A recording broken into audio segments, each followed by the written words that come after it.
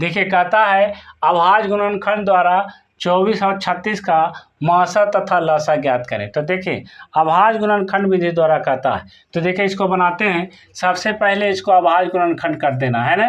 देखिए हल लिखते हैं, यहाँ लिख देना है कितना 24। अब देखिए कै बार से लगेगा, 2 बार से लगेगा। तो 2 एकम 2 और ये 2 दूना कितना हो जाएगा 4। फिर 2 बार से लगेगा, 2 छक 12। फिर 2 बार से लगेगा, 2 तिया 6। अब इसको क्या लिखेंगे, गुना करके लिख देंगे। देखिए 1 2 3, तो ये लिखेंगे 1 2 3 और गुना कितना 3, यानी गुना करके इसको क्या करेंगे, जो गुणनखंड आया उसको गुना करके लिख देना है। ठीक, उसके बाद दूसरा क्या करना है, इसको घात के रूप में लिखना है। देखिए गुना में आप हमेशा याद रखिएगा, गुना में पावर जुटेगा और भागा में पावर घटेगा। तो यहाँ देखिए गुना है तो ये पावर 1 है, पावर 1 है, पावर 1 है। तो 1 1 2 1 कितना होगा 3, तो ये 2 पर पावर 3 और इंटू कितना हो जाएगा 3। इसी प्रकार से हम 36 का करेंगे गुणनखंड। तो देखिए 36 का 2 बार से लगाएंगे, कितना हो जाएगा 18 दूना 36। फिर 2 बार से लगाएंगे तो 9 दूना 18। फिर 3 बार से लगाएंगे, 3 तिया 9। और इसको लिखेंगे 36 बराबर 2 गुने 2 गुने 3 गुने 3। फिर इसको घात के रूप में लिखें, कितना होगा 2 पर पावर 2 और 3 पर पावर 2, क्योंकि गुणा में पावर जुटता है। तो 1 का 1 कितना हो गया 2, आई पावर 1 ही पावर 1, तो 1 1 कितना हो गया 2। अब देखिए बच्चों, यहाँ पर मासा निकालना है। क्या निकालना है, मासा निकालना है। तो मासा निकालने का थोड़ा सा आप ध्यान दीजिए, तो मासा ईजी है। क्या कहें, मासा में क्या नियम है, क्या कंसेप्ट है।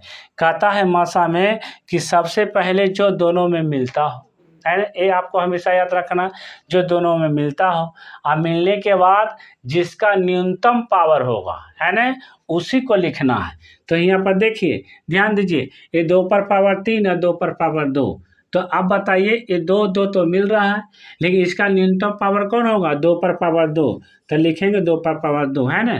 मासा में न्यूनतम पावर लिखना है, महत्तम पावर को छोड़ देना है। बाकी यहाँ देखिए 3 मिल रहा है, 3 मिल रहा है, तो इसका न्यूनतम पावर कितना है 3 पर पावर 1। तो ये गुना करके लिख देंगे 3 पर पावर 1। अब बाकी को क्या करेंगे, छोड़ देंगे।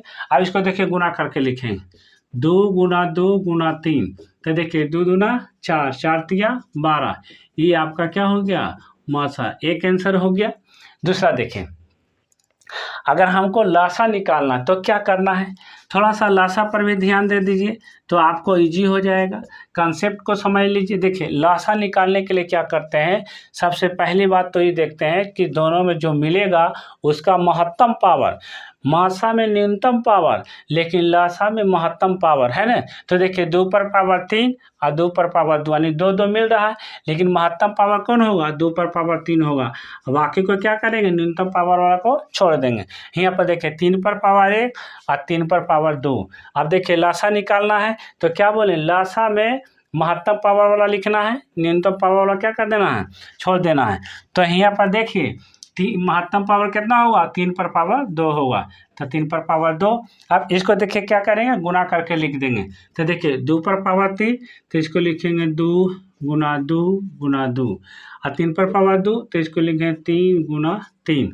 अब देखिए गुना कीजिए, 2 दूना 4, 4 दूना 8, 8 तिया 24, 24 तिया 72, यानी इसका लासा कितना हो गया 72।